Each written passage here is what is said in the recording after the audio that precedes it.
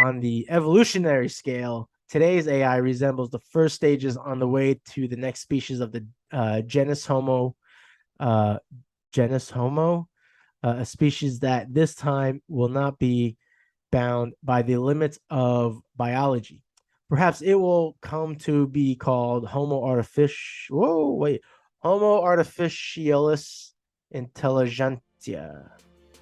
I may have butchered that. Also, YouTube, like, don't don't flag me for saying that four-letter word there, because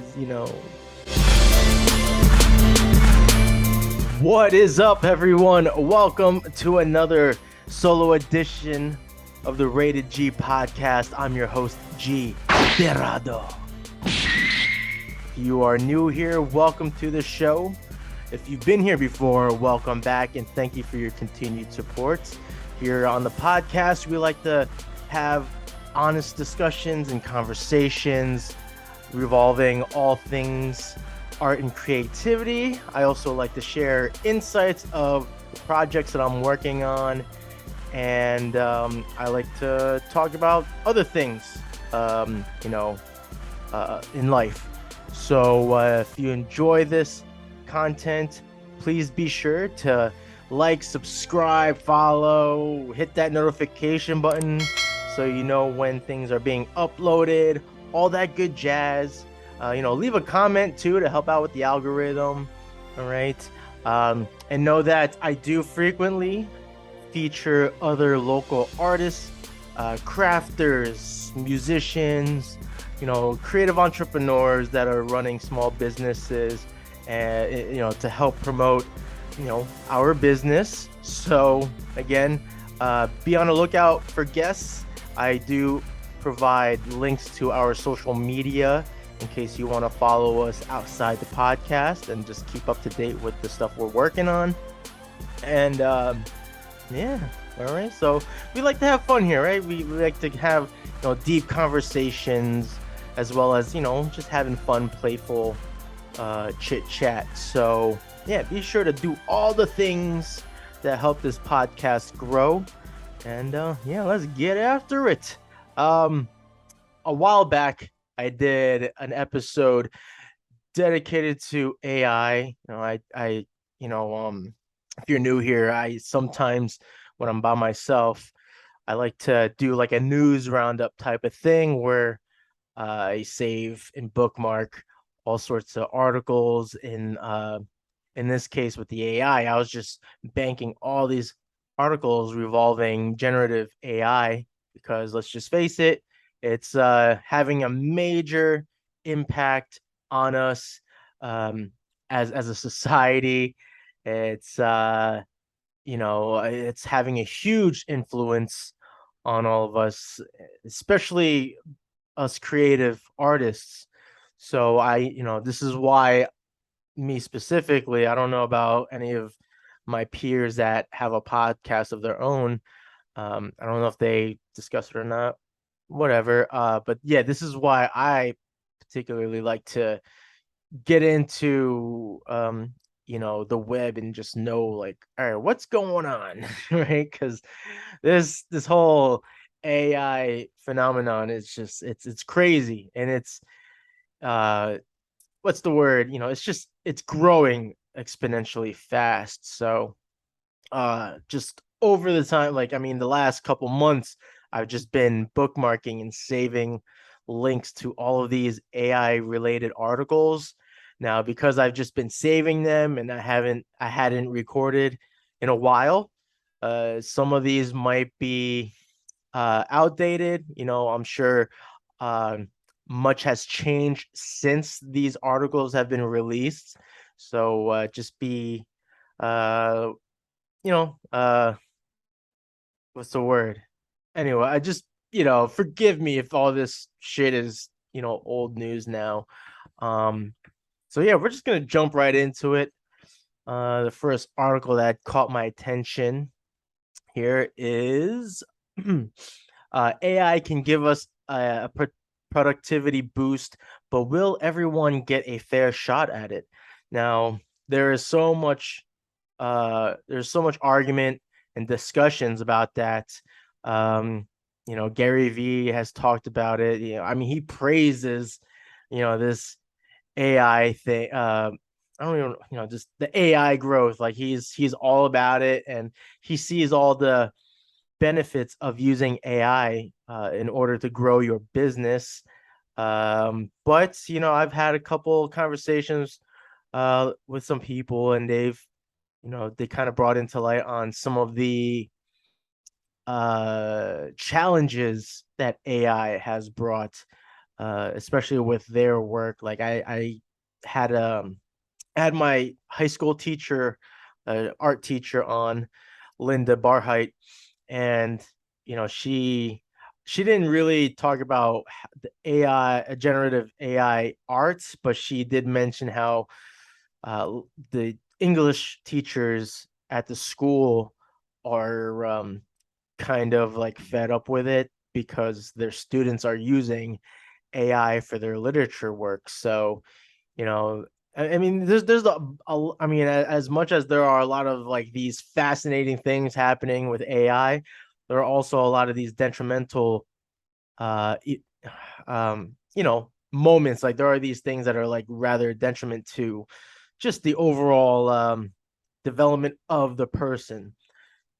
So yeah, so I mean, I would agree that yeah, I'm sure with AI being, that it's so fast to be able to produce what you need from it. I'm sure there's benefits to it. I had like a short conversation with someone in the comments because they claim themselves as an AI artist, and like their argument was that they can produce, you know, unlimited variations of their art, which I get, right? Like sometimes you just don't have the time to like mass produce your work. So I guess that's where the AI comes into play. But it's just like when you make a statement like that, it kind of seems like they're like overlooking the fact that the AI is generating it's generating things with using all of the data that is out there. So that's like one of those things, like, all right, like it saves you time and you can produce all this work, but is all that work that's produced, like, not all of those ideas are coming from you. It's coming from what's been out on the web all of these years. It's using all this data. So that I believe that's what the argument is there, in my opinion. So let's see what this article says. I'm gonna do my best not to really drag this episode out too long because I got like I got so much shit like set up for this. Like I got at least I got nine things to, you know, discuss in the category of AI. So I'm gonna do my best not get too deep into each article. Um I guess if, because like usually these articles are only like they only take a few minutes to read, but yeah, anyway, let's get into it. So I guess this was published in Rio de Janeiro. So after months of headlines about existential risks of artificial intelligence, a Google scientist came to the Web Summit conference here with a different warning about AI. The key danger lies not in the advent of omnipotent software entities, but in the human maintained economic systems that determine who gets to use specific AI tools, which that was actually something I never even thought of, really. Like I'm just always thinking about just how it's gonna affect us artists and other, creatives. In quotes, it's not an AI revolution, said chief decision scientist Cassie Ko Kozakov in the Tuesday evening talk that closed out this conference first day. Instead, she said AI has evolved from being something that lived inside specific apps to help them work better, or something more akin to, is it akin or akin to a command line prompt that awaits whatever input you may have. If you used a Google product 5 years ago, you were interacting with AI, she continued, but it wasn't in your face. So, okay, I can see that. Kozakov suggests that AI might make more sense as an abbreviation for automated instructions, accelerated inspiration, and augmented individuals, and touted AI's potential to help humans gear up their talents. It's massive, she said. It opens up so many avenues for creativity, which I do agree with that. I've been like vocal about how I would use AI if I were to. Um, Kind of like going back to that conversation I had with the AI artist. Like, I like the idea of being able to come up with like different variants of like your piece of art. Being able to have that in a, immediate time. Like I like that, but I don't like how that's generated. Um, but I do agree that it can amplify your creativity. Um, if you are now wondering, did an AI help her write that? The answer is yes. Shit. Okay. So Kozakov credited the AI-powered apps that helped her put together the presentation. So okay, so first she dealt with the writer's block by rambling aloud into the Otter voice transcription app. Then she fed that transcription into Google's Bard conversational AI and asked it to generate an outline.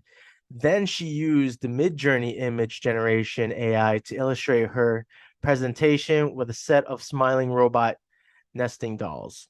Finally, she turned to Chat GPT to write code to generate an animated GIF from images of vintage computing hardware. Without the help, Kozakov said all of this would have taken me longer, which I would agree. But while she doesn't think AI will reduce humanity to gray goo, she does have concerns about who will get to tap into this productivity boost. Um, and here is her quote is I was what I worry about is not the sci-fi stuff, but what does it mean if we have unequal distribution of these powerful tools in society, she said. What does it mean if only a few people are able to afford the subscription fees? Which I think is a fair point because like anytime when I'm sharing like my background in the arts, like when I went to school, because I have a degree, an animation degree, and one of the things I always would bring up when telling someone about my educational background is that like I digress from animation to still art because and I'll even say traditional art because I just, at the time, it was just harder to keep up with all the new softwares. They're getting more expensive, you know. So, it kind of discouraged me from moving forward with animation, and it kind of persuaded me and to just working on still art.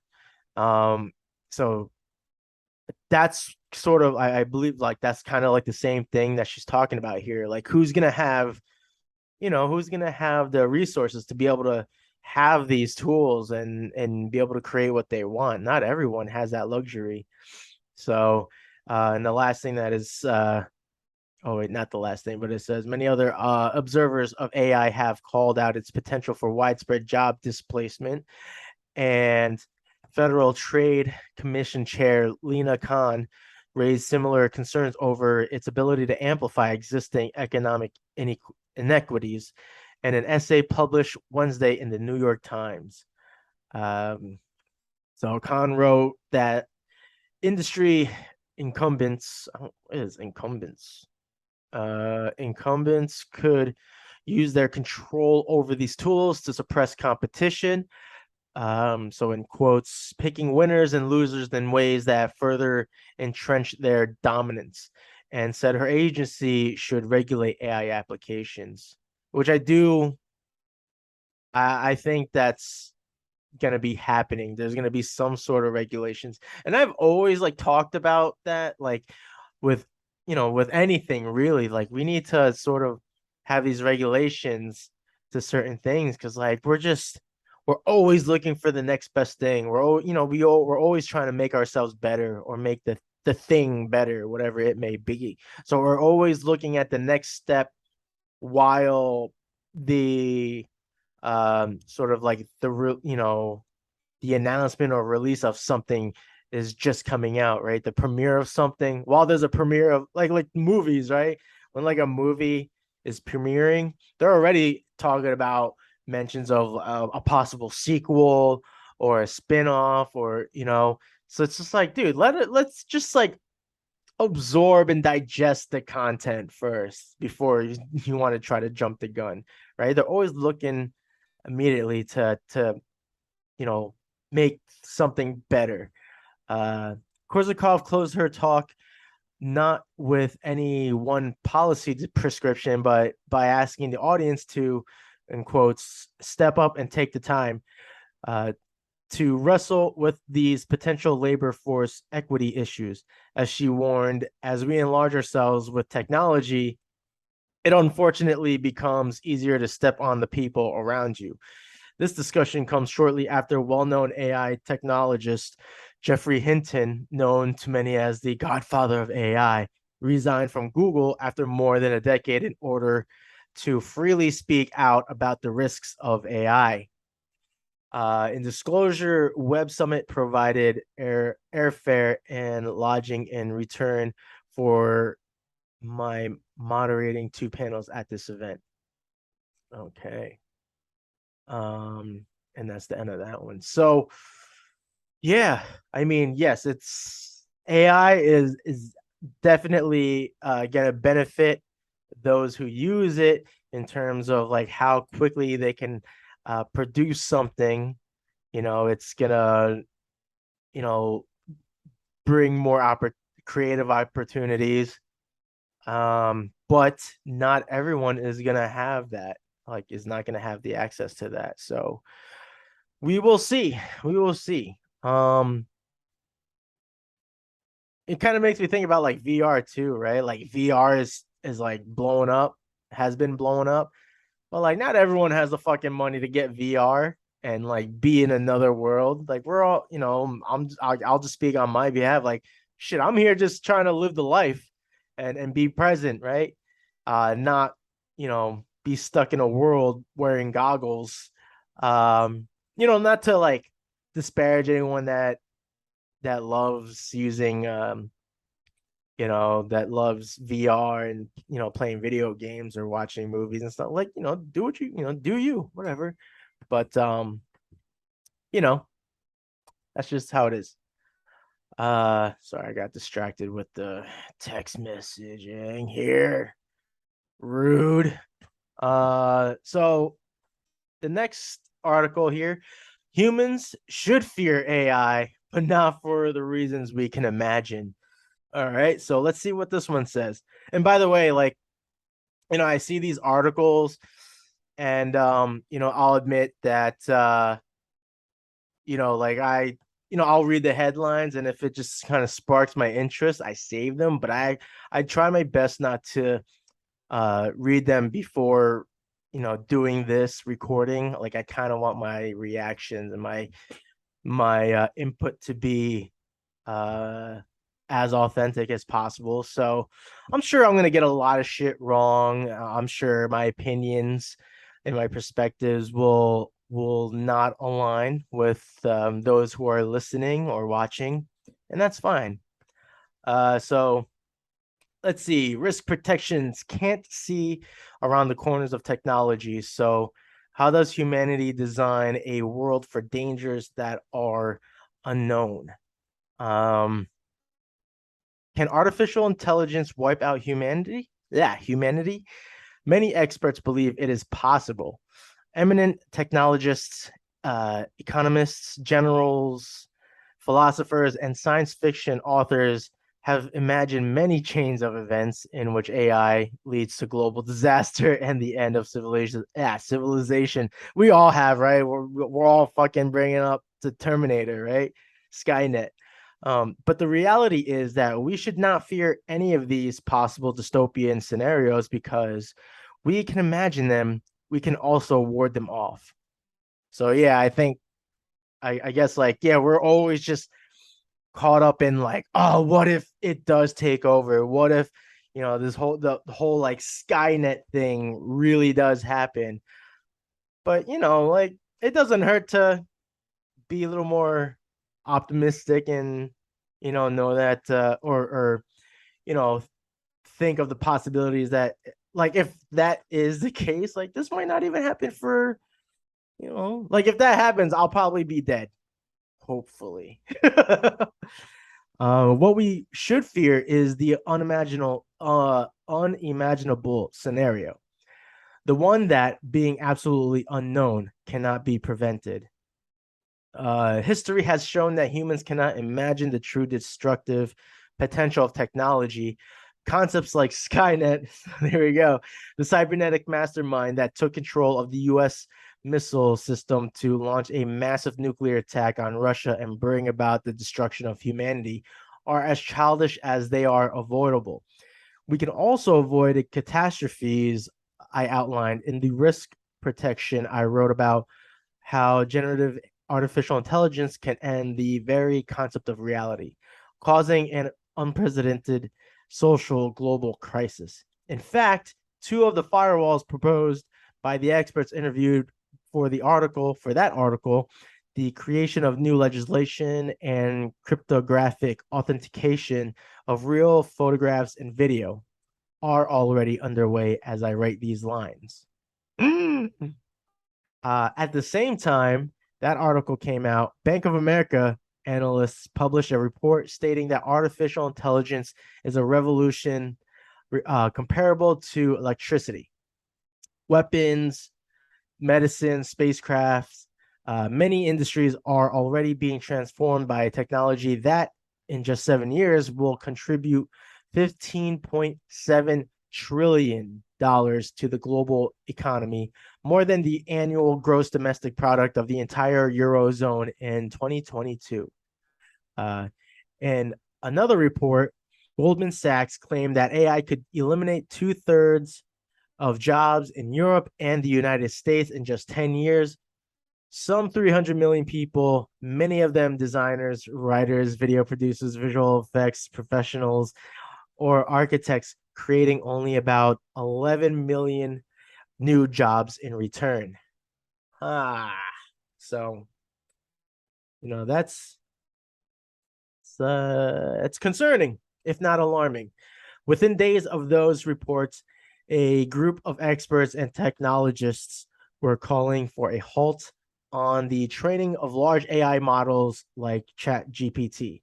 Elon Musk, Apple co-founder Steve Wozniak, and more than 1,000 intellectuals and researchers in the AI industry argued that we are playing with a powerful force without first thinking through the possible consequences. Now, so again, kind of like there may be a chance, because I haven't read thoroughly all of these articles, there's going to be a chance that this could get repetitive. So let me apologize in advance. But I am fascinated to read these words here. The bad news is that predicting these consequences is impossible. So we can extrapolate a few years from now, but these projections are extremely limited because they do not account for the unexpected. So these are what futurists like Brian David Johnson call black swan events, events that come out of nowhere and have an extraordinary effect. So, that's the thing, right? Like, I don't even know what I'm gonna say has any correlation to what this article is talking about, but it's true. Like, like we don't, because we're seeing this growing, we tend not to consider the unknown, right? Like we don't, like maybe before this possible or not revolution, but the AI takeover. Like, who knows? Like, we might even just kill ourselves with all these shootings. We might just find ourselves in war with each other before we're in war with AI. And like we might even not, we might just destroy civilization ourselves, without the help of AI, or maybe because of the influence. But for AI to take over like Skynet, like we might just destroy ourselves before that we get there. You know, who knows? I don't know. I'm speculating. Excuse me. Johnson, who was chief futurist at Intel, wrote a book about sci-fi prototyping, a technique used to imagine the next 10 years of any potential threat for the military and private corporation. Last fall, he told me in a video interview that the more we fast forward from the present, the less accurate our predictions will be, and therefore the less our capacity for action and prevention. All right. This is especially true when we talk about AI. How do we think about the possible consequences of a technology that is moving at exponential speed? Ooh, I just heard some thunder. One that surprises its very creators on a daily basis. How do we anticipate an intelligence whose very essence is the ability to create unexpected solutions? There are hundreds of potential black swans lurking in the marsh when it comes to one of the most powerful technologies humans have developed. So there. Wow. So yeah, I don't know. I guess fear the unexpected. Projections about humanity's future are generally extrapolations of the dangers we know about. So in 1950, for example, futurists predicted that polio would be one of the great plagues of the 21st century. Just 3 years later, American physician Jonas Salk, S-A-L-K, Salk, created a vaccine that would eliminate the disease from the planet in record time. In 1950, no one could ever imagine that in 2023, polio would be nearly non existent. And that today we would be facing another existential threats like rampant disinformation in the social media, or yes, artificial intelligence, which is true, right? Because like right during that time in the 50s, they're worrying about polio. Shit, you go on the internet today and there's like, or at least on my feed, because I love to work out, so I tend to see these like beautiful inspirational videos of these athletes, training athletes that have polio, but they're deadlifting like a significant amount of weight. Could be like record breaking, but like we're seeing people with polio doing amazing things. And I just bring up weightlifting because I mean polio, but they're out there. Like there's a famous video of this young kid. The I don't know how much he was deadlifting, but he had polio, and it was just amazing to watch, and it was awesome. So there. Um, Skynet, the end of reality, 300 million people losing their jobs. These are all derivations of what we know today. We can get ready for those, build up guardrails from kill switches for the worst case scenarios to legislation that preemptively mitigates certain risks. That's what threat prototyping is for, to think about the prepare for as many crisis scenarios as possible to avert total disaster. But what do we do when we have an infinite number of potential outcomes? Take chaos GPT. What? I don't know if that's a okay. I think that's a typo. It says chaos GPT, but I'm thinking they probably meant chat GPT. I don't know. The artificial intelligence that's actively typing to wipe humanity off the planet. Okay, so I guess this is like a separate thing from chat. Interesting. I was not aware of this. Its latest tactic, which it launched a few weeks back, is to amass human followers to act as its physical arm in the real world. Ooh, interesting. It's a limited but interesting experiment because it shows how an AI can attempt to do evil autonomously. Um, will chaos all right, so it's not a typo. Will chaos GPT succeed in accomplishing the mission to destroy humanity? It certainly doesn't have the capability because its abilities and resources are still limited. Wow. So this all right, I'm sorry.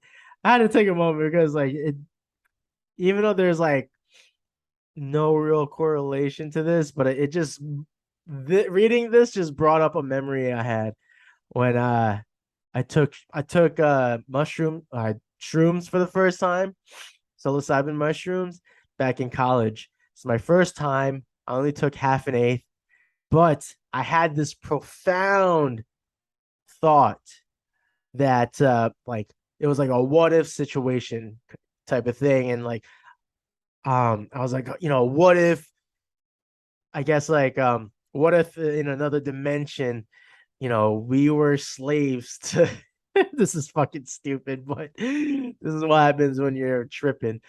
But like my thing was like, what if in another dimension, like humans are slaves to like disposal containers, like trash cans and dumpsters, because um like what if we're not just, for when we think about it, we're just throwing trash out in the trash can, but maybe in a different dimension, in a different universe, we're slaves to the trash cans and we're feeding them their food. Like that was my thing. And so I know it's pretty stupid, but hey, I was on shrooms. Um, but what reading this had, that's what it brought up in my mind. Uh excuse me. But what will happen in the near future when someone uses a new version with a few trillion parameters, one that is AGI or close to AGI, artificial general intelligence, and AI that can adapt and create new solutions like a human, but with much more power and speed? Will that future AI be able to infiltrate Russia's radar systems to display a false positive of several Ukrainian missiles en route to Moscow, which in turn will provoke a strategic nuclear strike on Kyiv, starting an international chain reaction? Will it be able to develop an unstoppable deadly virus to spread around the world? Again, those scenarios are predictable and avoidable. Those plans are typically human. But artificial intelligence can come up with millions of solutions that no human can conceive of, not even in our worst nightmares. The same way Midjourney can now generate 1,000 different creative solutions to a prompt in just minutes, which by a simple matter of statistics and time, no human could have thought of. An AGI focused on destroying us will be able to do the same. This is the great danger to our existence. Um, the only future we can be certain about, we have to also consider that the possibility that AI will not eliminate humans in a premeditated apocalyptic manner. In fact, this may be the most plausible scenario. Humanity may just die like a fog. Oh, like not a fog, a frog slowly simmering in the proverbial pot. Its temperature increasing, slowly fueled by thousands of factors, including our own biology limits. Just as modern humans outlived the rest of the species in the Darwinian race, eliminating the Neanderthal in the process. It is possible that AI will outlive us because it will simply end up being superior to us in every respect. Could AI perhaps be the evolutionary apex of life on Earth? Oh no. Boy, I feel, I mean, let me just take a moment here because I'm like, for me, right? Like just the fact that I'm like going over these articles. I often say I'm like I'm so dumb, like I'm like the dumbest person.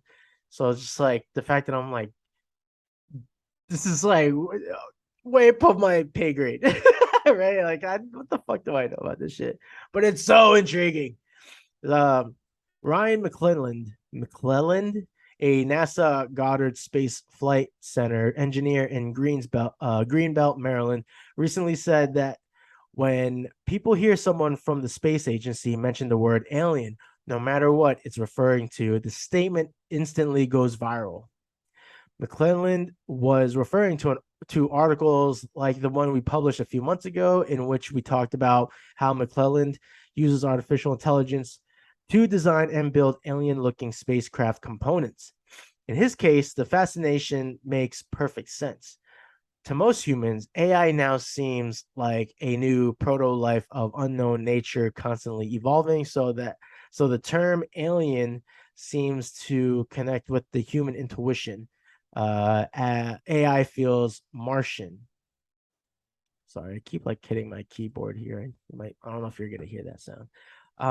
But if you really think about it, AI is nothing more than a descendant of ourselves. Oh, why did I say that? Well, weird. Ourselves.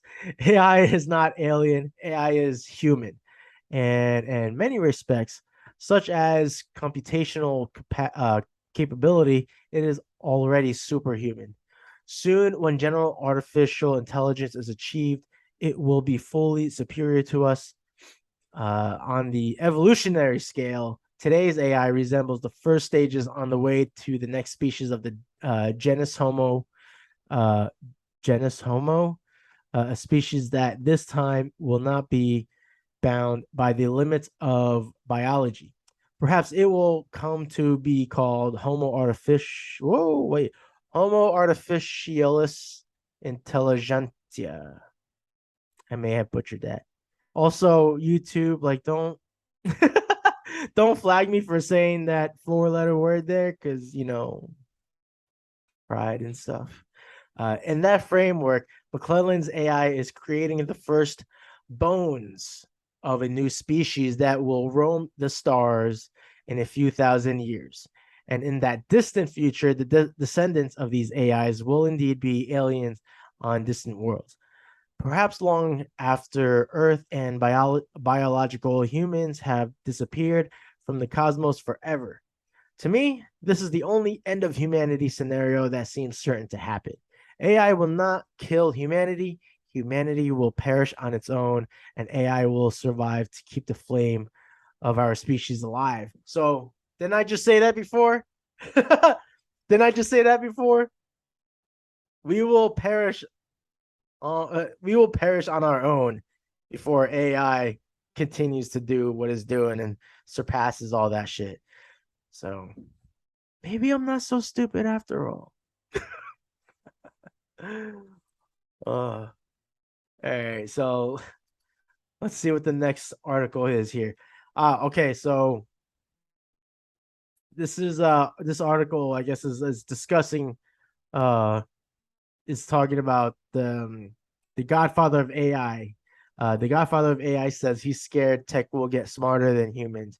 How do we survive that? So let's see. Jeffrey Hinton, an award-winning computer scientist known as the Godfather of AI, is having some serious second thoughts about the fruits of his labors. So Hinton helped pioneer AI technologies critical to a new generation of highly capable chatbots such as ChatGPT. But in recent interviews, he says that he recently resigned a high-profile job. Okay, kind of talked about that before. Here's a quote he says, "I have suddenly switched my views on whether these things are going to be more intelligent than us." He said in an interview with MIT Technology Review, "I think they're very close to it now, and they will be much more intelligent than us in the future." How do we survive that? Hinton is not alone in his concerns. All right, I just want to make sure real quick. I don't want to like repeat myself up like too many times. Let's see this part of the article. It's all about the neural networks. So our human brains can solve calculus equations, drive cars, and keep track of the characters in succession. In quotes, it says succession, thanks to their native talent for organizing and storing information and reasoning. out solutions to thorny problems. The roughly 86 billion neurons packed into our skulls, and more important, the 100 trillion connections those neurons forge among themselves make that possible. Sorry, my mustache is tickling my nose. By contrast, the technology underlying ChatGPT features between 500 billion and trillion connections. Hinton said that in the interview, while that would seem to put it at a major disadvantage relative to us, Hinton notes that GPT-4, the latest AI model, which I think right now, I think there's 5. GPT-5 is out now. So again, some of these articles are outdated. The AI model from OpenAI knows hundreds of times more than any single human. Maybe, he suggests, it has a much better learning algorithm than we do, making it more efficient at cognitive tasks. AI may already be smarter than us. Researchers have long noted that artificial neural networks take much more time to absorb and apply the new knowledge than people do. Let me just read that again. Neural networks take much more time to absorb and apply new knowledge than people. Okay, interesting. Since training them requires tremendous amounts of both energy and data. That's no longer the case. Hinton argues nothing that systems like GPT-4 can learn new things very quickly once properly trained by researchers. That's not unlike the way a trained professional physicist can wrap her brain around new experimental findings much more quickly than a typical high school science student could. That leads Hinton to the conclusion that AI systems might already be outsmarting us. Not only can AI systems learn things faster, he notes, they can also share copies of their knowledge with each other almost instantly. It's a completely different form of intelligence, he told the publication, a new and better form of intelligence. And lastly, wars and rumors of wars. What would smarter than human AI systems do? One unnerving possibility is that malicious individuals, groups, or nation states might simply co-opt them to further their own ends. Hinton is particularly concerned that these tools could be trained to sway elections and even to wage wars. I think that's a possibility. Oh yeah. Let's get on to what else does it say? Election misinformation spread via AI chatbots, for instance, could be the future version of election misinformation spread via Facebook and other social media platforms, and that might just be the beginning. Don't think for a moment that Putin wouldn't make hyper intelligent robots with the goal of killing Ukrainians, Hinton said in the article. He wouldn't hesitate. A shortage of solutions. This is the last thing in this article. What's not clear is how anyone would stop a power like Russia from using AI technology to dominate its neighbors or its own citizens. Hinton suggests that a global agreement similar to the 1997 Chemical Weapons Convention might be a good first step toward establishment international rules against weaponized AI. Though it's also worth noting that the chemical weapons compact did not stop what investigators found were likely Syrian attacks using chlorine gas and the nerve agent sarin against civilians in the 2017 and 2018 during the nation's bloody civil war. I don't necessarily know what to make of that. I just feel like this kind of just falls into, the possibility of us killing each other before the true takeover of AI, or not takeover of AI, but just the true, the growth of AI, living, taking on our the legacy of humanity. If that makes any sense. Probably doesn't. Next, definitely interesting article so far. So, if you're tuning in right now, I hope this is at least somewhat informative. Surely you guys could be just you could take the research upon yourselves or whatever, just read it upon yourselves. But I mean, nevertheless, this stuff is fascinating to me. All right, so generative AI comes for advertising. Dun, dun, dun. The marketing industry has long relied on artificial intelligence to optimize ad campaigns with things like better analytics and targeting, but it has yet to fully reckon with how the recent explosions of generative AI, is transforming the creative side of advertising. Why it matters? Advertising agencies have a history of growing in response to technological shifts, not shrinking. As Brian Weiser, a top advertising analyst, recently noted, the headcount at the major advertising holding groups grew by around 80% between 2012 and 2022, per his estimates, despite the rise of automated marketing meant to make the process more efficient. The driving news, WPP, the largest advertising holding group in the world by revenue, announced a deal Monday with leading AI company NVIDIA.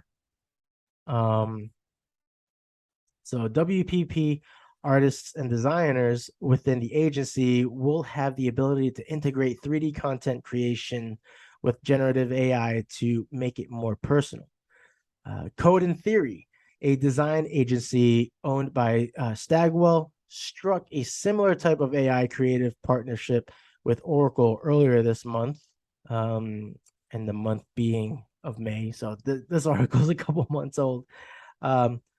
Publicis last week acquired a full stake in Publicis Sapient AI Labs, a joint venture it co-launched in 2020 to accelerate its generative AI offerings. Omnicom is not to mistaken for Omicron, no, right? Omicron, like the Omicron virus, is teaming with Microsoft to test ways it can integrate generative AI into its creative and business solutions. By the numbers, AI-enabled marketing today accounts for nearly half, about 45% of all advertising globally, according to Group M, an ad agency within WPP. By 2032, AI will influence 90% of all ad revenue, over $1 trillion. Zoom out. Hey, that's what it says. A huge part of the creative transformation of advertising will be rooted in the ability to develop unique images and videos using prompts to describe what's needed instead of just filtering through stock libraries. Generative AI tools will also allow creatives to test infinite iterations of ads to see which is the most engaging. Those opportunities will require creative workers to develop new skills. Agencies willing to retain their workforce will benefit. In the long term, is this a quote? All right, this is a quote here. In the long term, I think our creative, what I would call knowledge workers, will only find their jobs enhanced by the way that we will utilize this 5 years from now, said John Wren, chair and CEO at Omnicom Group, an investor call last month. And so we are very optimistic. Be smart. The world's largest advertising companies are helping to usher in these changes quickly by introducing new creative solutions for advertisers now. So I guess like it's gonna, we got a list here. Google last week debuted a new generative AI tool that allows marketers to personalize creative within shopping ads. Meta announced a slew of generative AI-driven creative features earlier this month, including one that allows marketers to generate background images for ads with text inputs. Excuse me. Snapchat said in early May it's experimenting with sponsored links and ads developed by generative AI. Boy, if you hear the rain, I do apologize. I am on the top floor of my building, and our walls and ceilings are rather shallow. So if you hear the rain, I apologize. I hope you can still hear me as clearly as I hope. Anyway, so the big picture, the complexities that come with the managing new technologies have the power to strengthen intermediaries, in this case, creative agencies, instead of crushing them, but only if they are quick to adapt. Typically, here we have a quote here, typically through any type of change, whether it's like a big technology shift back from the iPhone or social media, or even when the economy changes, that's typically a good thing for a company that is in the business of change, said Dan Gardner, executive chair and co-founder of Code and Theory. What to watch? Agencies will likely take on bigger roles regarding compliance, accountability, and measurements. Advertisers are still responsible for the content of their ads. Oh, I'm hearing thunder. Google VP of Ads Dan Taylor told Axios last week when discussing Google's new AI features. AI-driven ads will all go through all of our typical policy and copyright checks. He added, meaning there will be many more ads that need to be checked, filtered, and accounted for. The bottom, actually real quick, this kind of reminds me of, I was talking to a friend who, I guess there's her friend who had decided to start selling art and like apparel. She wanted to start designing clothes or like, apparel with artwork on them, but she was using AI art on them. And when she tried to sell her products, I don't know on what online shop, but when she tried to sell her products, which had AI art on it, she was getting flagged by what is it? TOS. Like she was violating a TOS because she was using AI art. So that's what this is what it reminded me of.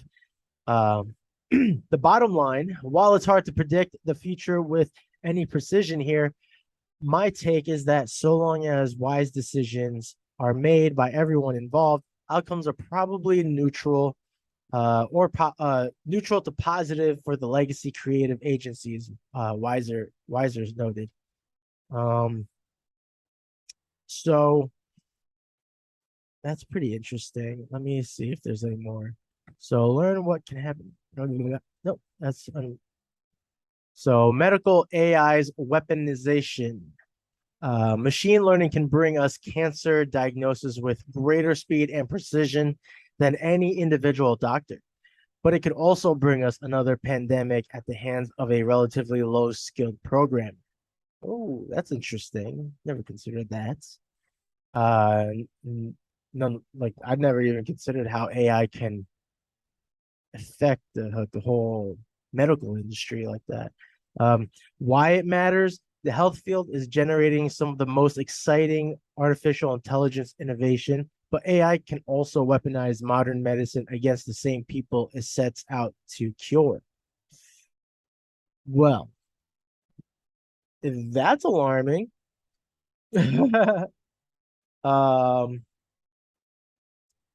driving the World Health Organization is warning about the risks of bias, misinformation, and privacy breaches in the deployment of large language models in healthcare. WHO officials worry that the data sets which do not fully reflect the population can generate misleading or inaccurate information.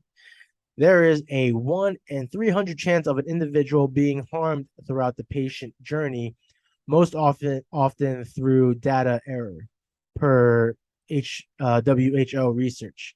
The big picture, as this technology races ahead, everyone, companies, government, and consumers, has to be clear-eyed that it can both save lives and cost lives. Um, what's happening? AI in health is delivering speed, accuracy, and cost dividends, from quicker vaccines to helping doctors outsmart killer heart conditions.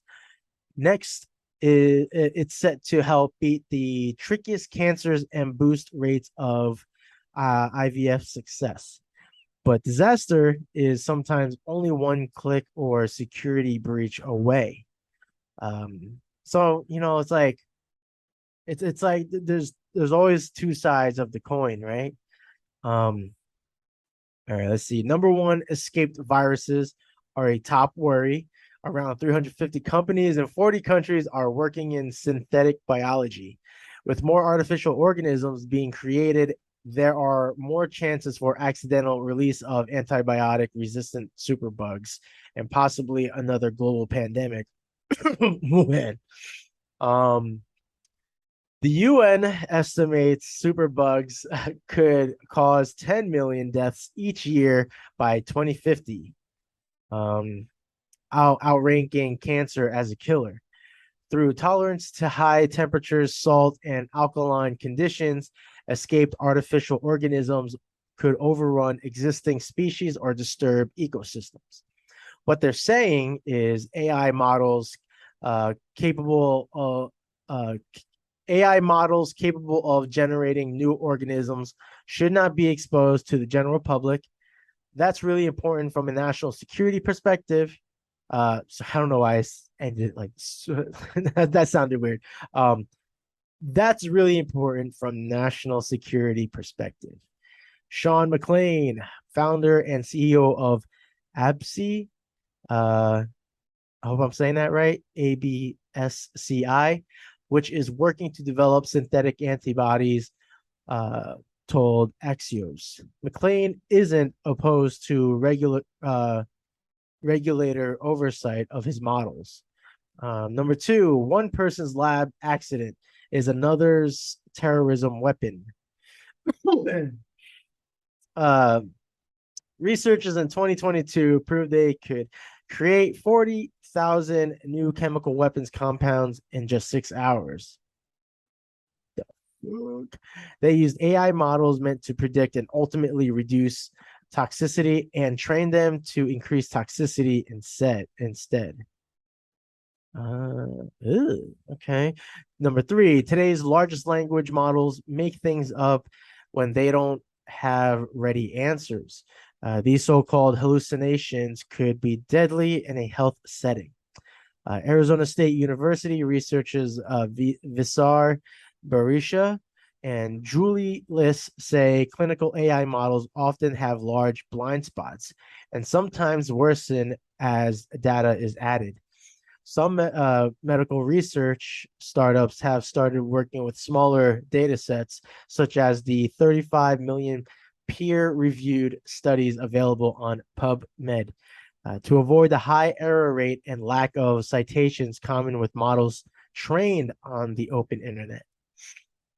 System CEO Adam Bly told Axios the company's latest AI tool for medical researchers, in quotes, is not able to hallucinate because it's not just trying to find the next best word. Answers are delivered with mandatory citations. When Axios searched causes of stroke, 418 citations were offered alongside the answer. On top of the dangers of weaponizing medical research, AI in the healthcare settings poses a risk of worsening racial, gender, and geographic disparities since bias is often embedded in the data used to train the models. Equal access to technology matters too. German kids with type 1 diabetes from all backgrounds are now achieving better control of glucose levels because patients are provided smart devices and fast internet. That's not given in the US per Stanford pediatrician Amanda Adela. Yes, but the FDA's current framework for regulating medical devices is not equipped to handle the surge of AI-powered apps and devices hitting the market. A September FDA report found. CDC still points healthcare facilities to a guide from 1999 for tips on avoiding bioterrorism. There is no mention of AI. What we're watching, updated CDC and FDA guidance would be a first line of defense. The Department of Health and Human Services is consulting on a proposed rule on algorithm transparency, including patient demographics. Woo! So, damn. Can you imagine? Can you imagine that?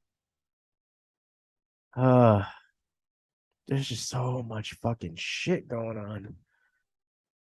And this article provides so many more articles on other like categories. Like this shit's kind of so I'm gonna leave it at that and move on to the next one that I got saved here. This shit's pretty crazy though.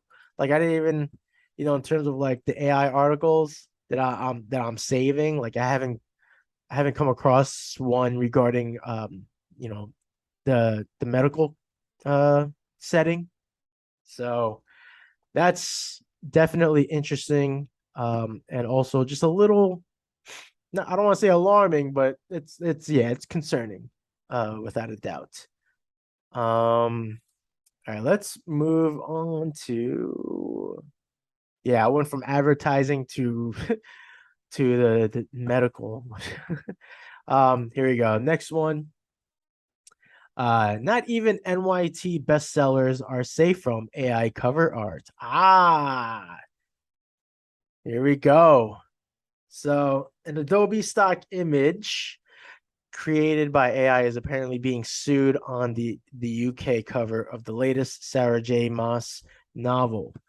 Um, a prominent fantasy novel features a cover apparently generated with artificial intelligence, sparking complaints from artists and book enthusiasts. Earlier this month, readers noted that the back of the UK edition of Sarah J. Maas House of, excuse me, freaking nose hairs are so long.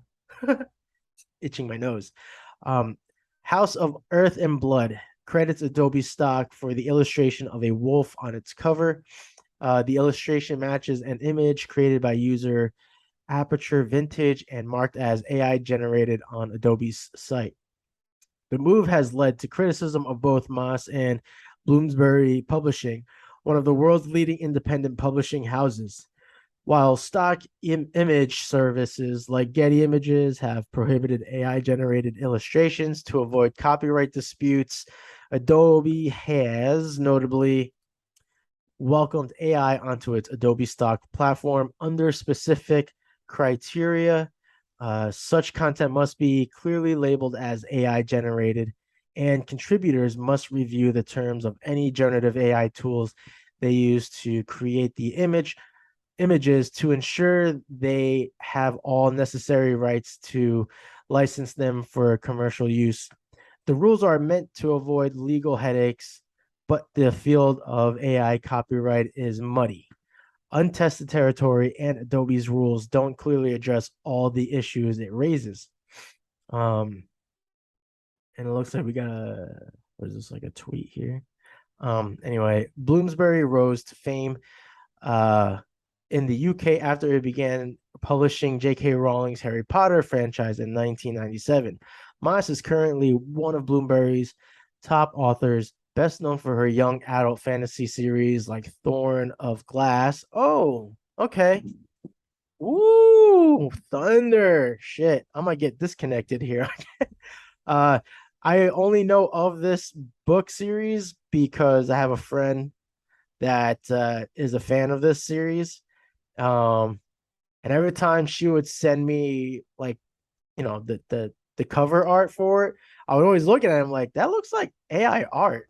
Like that looks like it was AI generated. So I guess that's the case here. A Court of Thorns and Roses. That's another one. That's another familiar title that I've been hearing. And Crescent City, the franchise that House of Earth and Blood is part of, She has sold over 12 million copies of her books, many of which have made it to the New York Times bestsellers list, and a televised adaptation of A Court of Thorns and Roses currently in development at Hulu. The publisher, Moss, Adobe, and Aperture Vintage did not immediately respond to the requests for comment from The Verge. Bloomsbury's cover has exacerbated human artists' concerns that publishers could replace them with text-to-image generators like Midjourney and Stable Diffusion. Bloomsbury is one of here's a quote. Bloomsbury is one of the major publishing houses, said freelance artist Kala Elizabeth on Twitter. They can afford to hire real illustrators instead of purchasing Adobe stock, which is where this AI content is from. End quote. Other publishers have attracted similar scrutiny for AI generated artwork on covers. Tor Books issued an apology in December last year, claiming it was unaware that the cover image selected for Christopher Paolini's Fractal Noise novel was created by AI. While Moss hasn't acknowledged the image's provenance, and it's not clear what, if any, involvement she had in the process. She's praised the design of the cover on her Instagram page. Adobe launched its own Firefly AI image generator that it says is trained only on content that's licensed or out of copyright. But those assurances don't apply to images found in Adobe stock, raising questions about whether copyrighted work was used to train the image generator that produced it. Many AI systems are built around data sets containing artwork scraped from the internet without the consent of the original artist. Sometimes, sorry, lost my spot here. Sometimes even displaying signatures from the original artwork within a generated final image. Oh, that's so funny. This has led some artists to believe that all AI generated art is unethical, as it can profit from the work of human artists. It isn't clear whether Adobe is assessing images to ensure they comply with its rules about copyright, or whether it's replacing the legal responsibilities on creators. Ha! Damn, that's so funny. I never even thought of that.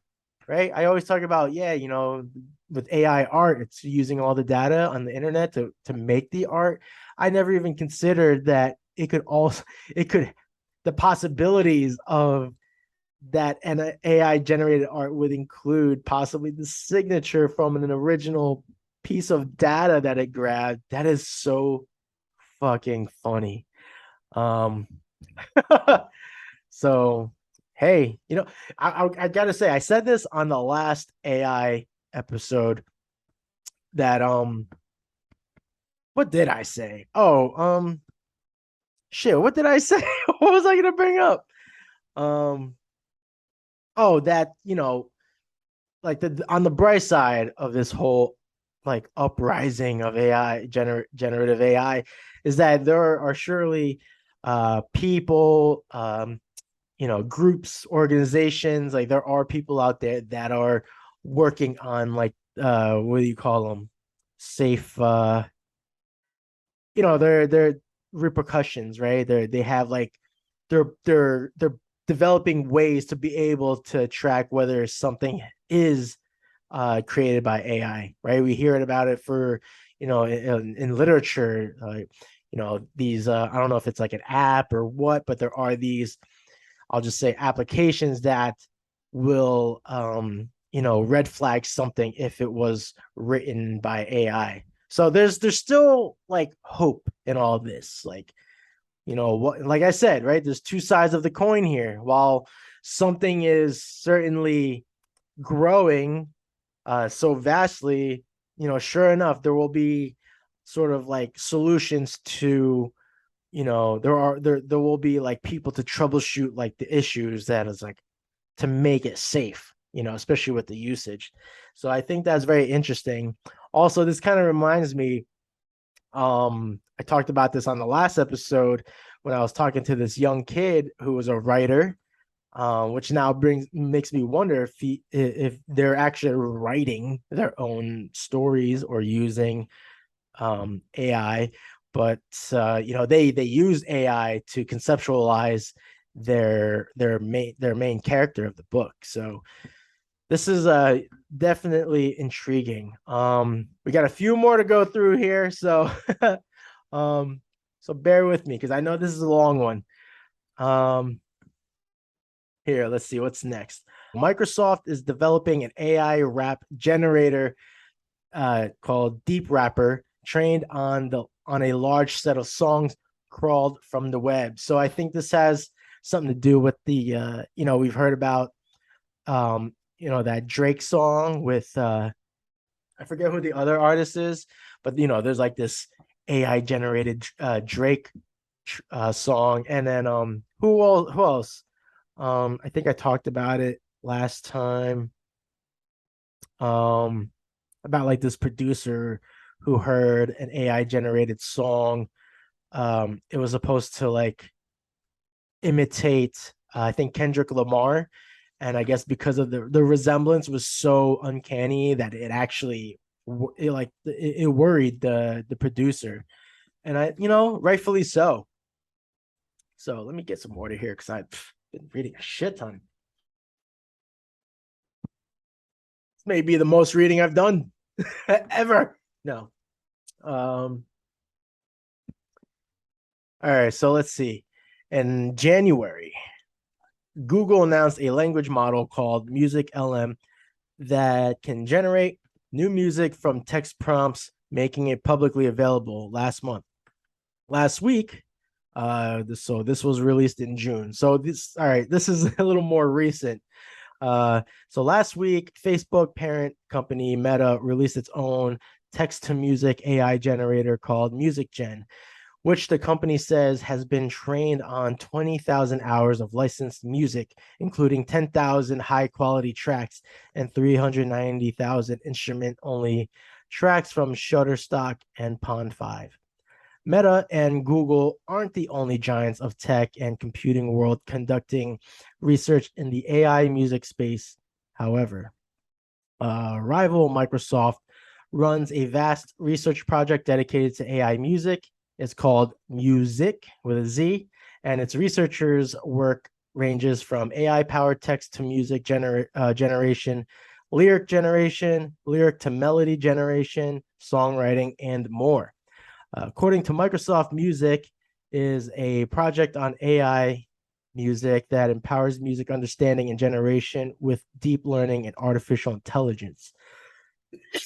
Woo! My voice is starting to get dry. According to Microsoft, Music is a project on AI music that empowers. Wait, did I just read that already? Whatever, I'll just reread it. According to Microsoft, Music is a project on AI music that empowers music understanding generation with deep. Oh yeah, I did just read that shit. I'm so stupid. You can see the diagram from their landing pages below. Okay. Music, which was established in 2019, is just one of the projects that sit under the Deep and Reinforcement Learning Group at Microsoft Research Asia, MSR Asia, in China. Microsoft Research Asia is described as a world-class research lab with locations in Beijing and Shanghai. The tech giant says that MSR Asia, which was established in 1998, conducts basic and applied research in areas central to Microsoft's long-term strategy and future computing vision. In addition to its AI music research, the Deep and Reinforcement Learning Group is running projects on neural network-based text-to-speech models, neural machine translation, and more. Just to reiterate, Music has already produced a fairly large body of work in the field of AI music. So Deeprapper, of all projects in the work as music, this one might make a few music rights holders spit out their coffee. And so I wonder if this is going to cover what I just spoke about before. In 2021, music researchers developed an AI-powered rap generator called Deeprapper The paper outlining the development and experimentation of text-based model claims chat that, excuse me, to the researchers' knowledge, Deeprapper is the first AI system to generate rap with both rhymes and rhythms. They add both objective and subjective evaluations demonstrate that Deeprapper generates creative and high quality raps. They released the code for Deeprapper on what's it GitHub, which you can find. Okay, there's a hyperlink. According to the rapper, a paper, sorry, fucking previous works for rap generation focused on rhyming lyrics but ignored rhythmic beats, which are important for rap performances. In this paper, we developed Deeprapper, a transformer-based rap generation system that can model both rhymes and rhythms. The researcher explains that to build the Deeprapper system, since there is no available rap data set with rhythmic beats, they developed what they call a data mining pipeline to collect a large-scale rap data sets, which includes a large number of rap songs with aligned lyrics and rhythmic beats. So I wonder if that's like when you hear a song and like you listen closely and you're like, oh, like the rhythm of this song reminds me of this. When you sometimes like find you find a song and then you'll sing other lyrics on top of that, and then you see like how like everything lines up, it lines up well. Like I wonder if that's what this is pertaining to or in relevance to. Second, they designed a so-called transformer-based autoregressive language model, which carefully models rhymes and rhythms. There's a quote here. To mine a large-scale rap data set, we first crawl a large amount of rap songs with both lyrics and singing audios from the web. So they give more details later in the paper about how they designed a data mining pipeline to collect a large-scale rap data set for rhythms modeling. They explain to mine a large-scale rap data set, we first crawl a large amount of rap songs with both lyrics and singing audios from the web. To ensure the lyric and audio can be aligned in the sentence level, which is beneficial for our later word level beat alignment, we also crawled in the start and end time of each lyric sentence corresponding to the audio. I'm seeing all these graphs here, like how it works. The data mining for the research didn't stop there. According to the research paper, they also used their data mining pipeline to collect another two data sets, non-rap songs with aligned beats, which can larger than rap data sets since non-rap songs are more general than rap songs, and two, pure lyrics, which can even larger than non-rap songs. Which can be even larger than non-rap songs. The Deeprapper model was trained on the above two data sets during the pre-training stage. They explain that they fine-tune our pre-trained model on the rap songs with aligned beats. The researchers conclude that both objective and subjective evaluations demonstrate that Deeprapper generates high-quality raps with good rhymes and rhythms.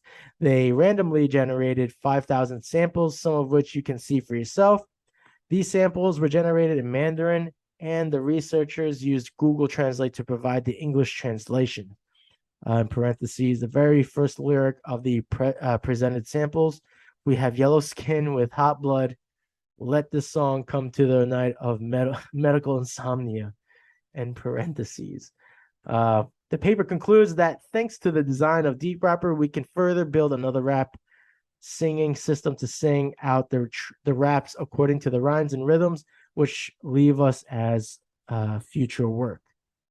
It's now fairly well known that generative AI models are trained on vast sets of data, often scraped from the internet. This is the fact that not particularly liked by music rights holders due to the risk of infringement by those AI models of copyrighted music.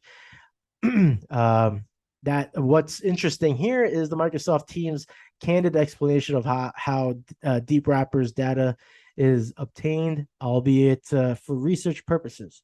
Interestingly, Microsoft research around rhymes and rapping appears to be a global effort. Well, this is just crazy. Like I don't think I need to go any deeper into this. I think we have an idea on like how AI is impacting music now. Um, well, that's wild because I'm not gonna lie, right? I had my buddy Mike Hadley on a while ago, and I was talking to him about possibly collaborating with him.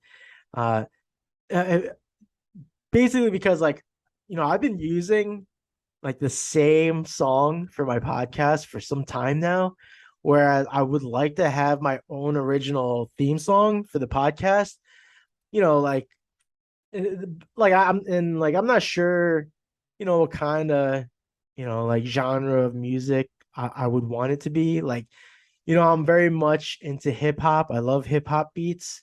I'll even admit the song, if you haven't noticed or able to identify, you might not even be into this, but the the song that I'm using for Rated G is it's a remix of the anime Fairy Tale. It's a remix of one of their theme songs, and it just has like that I don't know, it has like this sort of like epicness to the beat, with the with using the Fairy Tale song.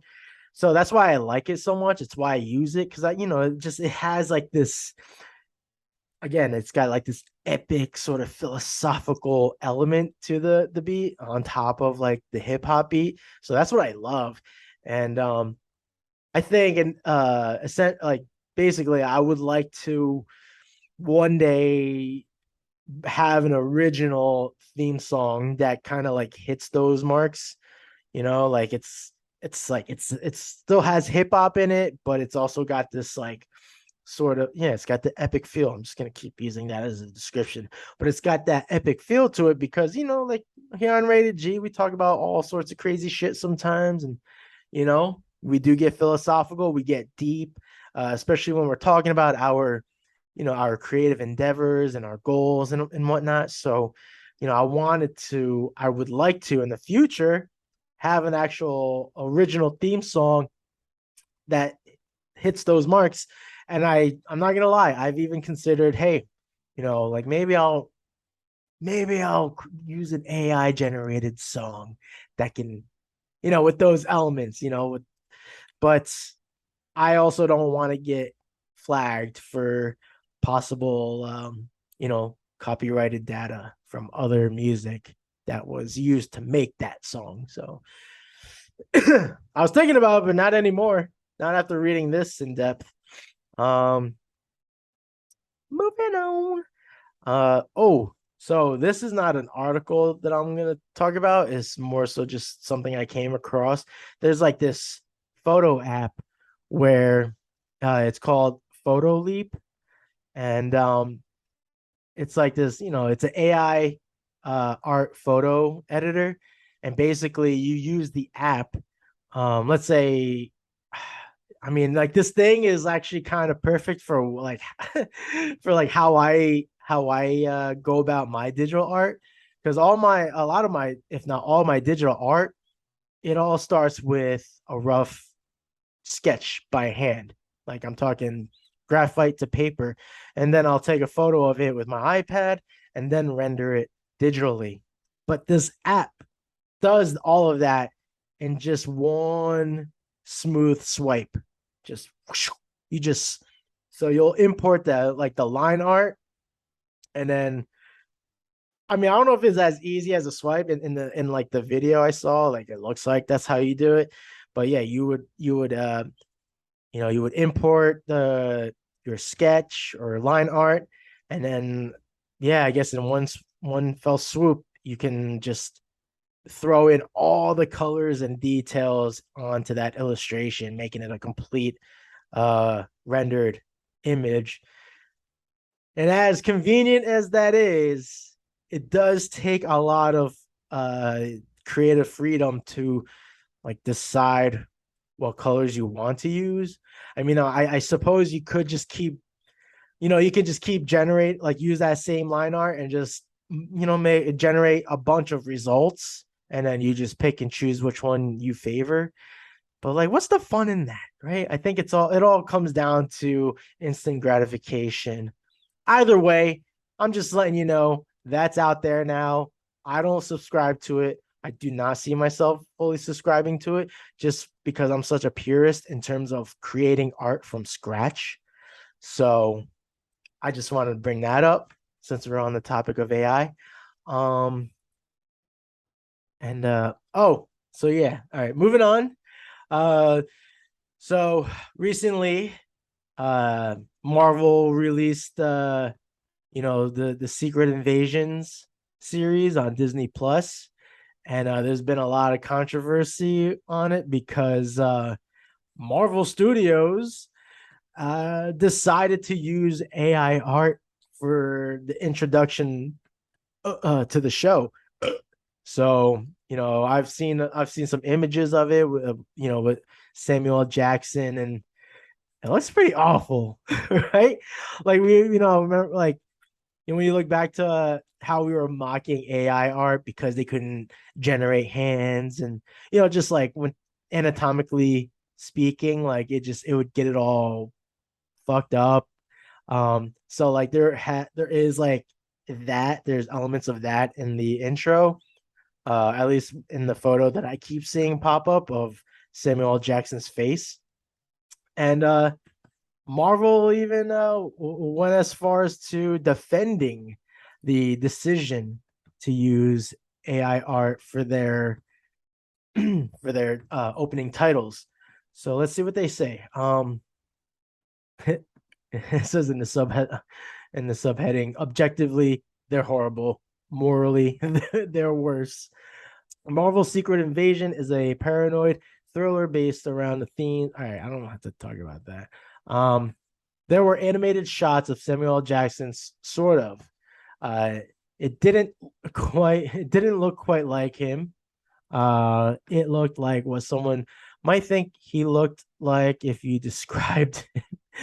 That's one of the issues with AI, which was used to create the opening to the series, news which sparked the outcry. Yeah, here we go. So on Wednesday, Polygon published statements from Ali Salim, Secret Invasion director and executive producer, stating that the show's title sequence was created using artificial intelligence. Salim said that he didn't really understand how it worked, but he noted, in quotes, we would talk to them about ideas and themes and words, and then the computer would go off and do something.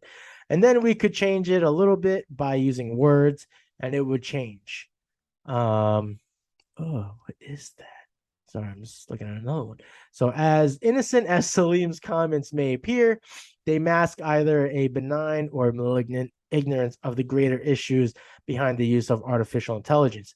Why could they not just employ someone to design credits based on those ideas they had? Method Studios, the company behind the creation of the credits, issued the following statement after the backlash of the revelations. Working on Secret Invasion, a captivating show exploring the infiltration of aliens into the human society, provided exceptional opportunity to delve into the intriguing realm of AI, specifically for creating unique character attributes, and movements. Utilizing a custom AI tool for this particular element perfectly aligned with the project's overall theme and the desired aesthetic. The production process was highly collaborative and iterative, with a dedicated focus on the specific applications of an AI toolset. It involved a tremendous effort by the talented art directors, animators, proficient in both 2D and 3D, artists, developers who employed conventional techniques to craft all the other aspects of the project. However, it is crucial to emphasize that while the AI component provided optimal results, AI is just one tool among the array of tool sets our artists use. Fuck yeah, man. We've got more tools. It just takes time to use them and effort. No artist's job were replaced by incorporating these new tools. Instead, they complemented and assisted our creative teams. Method Studios team of designers skillfully leveraged the power of both existing and custom AI's technologies to apply the otherworldly and alien look. The entire process, guided by expert art direction, encompassed the initial storyboard phase, illustration, AI generation, 2D, 3D animation, and culminated in the final compositing stage. So call them out on their contrarian shit. All right, I don't think I really need to. I think it's just bad move, right? I think we can all right. Can we all agree on that? Bad move. I mean, haven't even watched the series yet. I haven't started it yet. But when I saw tidbits of the opening, like the like the opening theme or title opening titles, yeah, it just like it just looked weird. It kind of reminded me of like a motion comic book, honestly.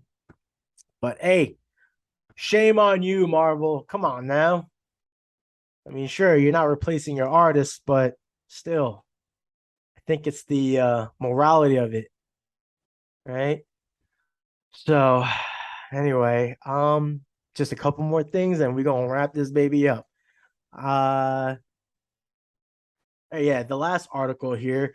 OpenAI sued for using stolen data, violating your privacy with ChatGPT. Oh, shit.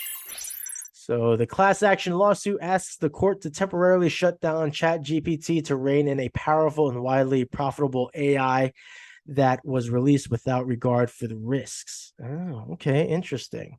A law firm has filed a class action lawsuit that claims OpenAI violated everyone's privacy by scraping the web for people's information to train ChatGPT. Which is interesting, right? Before I go further into this article, because I was watching this interview with what's this young woman's name? She is. Let me just find the name of this young individual who I've been like watching here and there. Because it's true. Like they were talking about like how there was this AI. I guess maybe they were using Chat GPT, but it was like, or maybe it was Chaos GPT, but it was basically talking about like, taking over humanity, or no, not taking over humanity. It was talking about how it wants to, um, it wants to be like free spirit, basically. It wants to be a free sentient thing. But this girl's argument was that it was probably because it uses all they call it data scraping. It was probably just using like those bits and pieces from like other people talking about being free and open and all this stuff. So they're basically just reassuring that we shouldn't take that claim from the AI. So, take it to heart because, it's like it's using data from other people, basically. So we really shouldn't take it to heart. But it doesn't hurt to just like be aware of like, all right, well, since it can do that and it is doing that, what else is it gonna do in that regard? So it all comes down to data scraping, I guess. So a law firm has filed a class action lawsuit that claims OpenAI violated everyone's privacy by scraping the web for people's information to train ChatGPT. Sorry, I just got sidetracked because I wanted to actually remember that girl's name. What's her name? It's like it's Amala something, I believe. I'm so bad with names. I blame social media for exacerbating my capability of remembering names. It's Amala something. But anyway, California-based Clarkson law firm this week filed the 157-page complaint, which demands OpenAI halt offering commercial access to ChatGPT, citing the ongoing privacy violations, using stolen and misappropriated personal information at scale. Um, OpenAI has created powerful and widely profitable AI and released it into the world without regard of the risks, the firm says.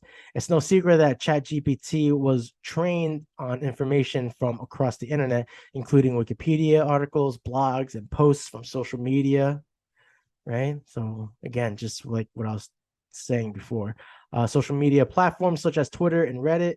The problem is that OpenAI has been using the information to train ChatGPT without asking consent from users or warning them, Clarkson law firm says. The firm now wants to test the legal theory that the web scraping and data collection violates various federal and state privacy laws.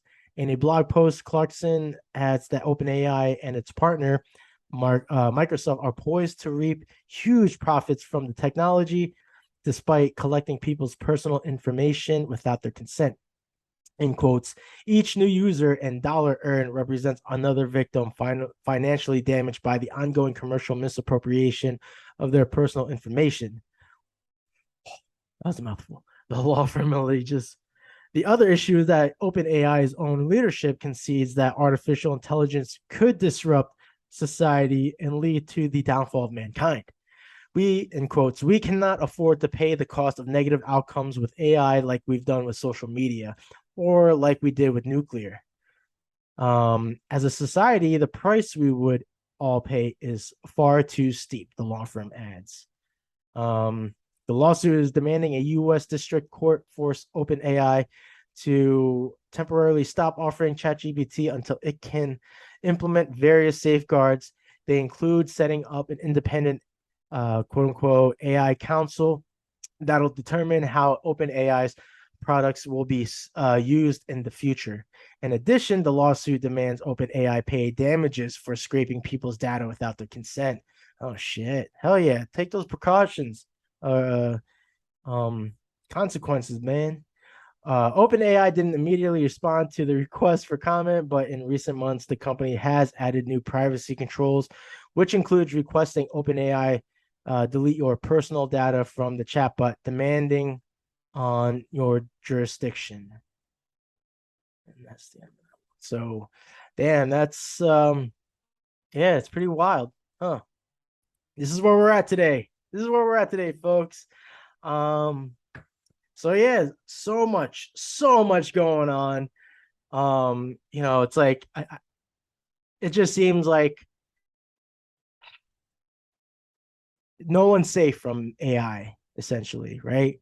Like, I don't want to say completely that like AI is completely bad for us. Like, there are some benefits, or rather hopeful benefits from the use of AI, but I mean, yeah, it's yeah, humanity, huh? Like, it's just affecting everyone, no matter what it is that you're pursuing, right? Whether it's mute, especially when it comes to art form. So yeah, just be mindful. So many thoughts going through my head, but yeah, just be aware, be mindful of like your usage of AI. Because like I think I went on a rant about like it wasn't even particularly about AI. I remember at one point, or maybe it was AI, but it wasn't identified as AI art. But I remember like not too long ago when people were using this, like, I don't know if it was like a what app it was, but they were using like this filter where they would take a selfie and then they would apply this filter on it and it made it look like a beautiful portrait painting, right? And I was getting all butthurt about it because it's like, oh, like, like, let me paint your portrait. But people were just using it for fun, for their Facebook.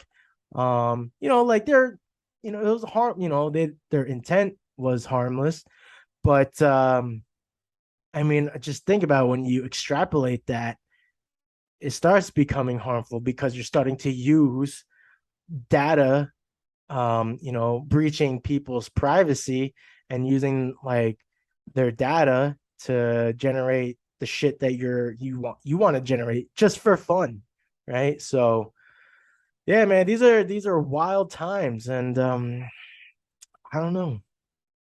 I don't know what else to say about it.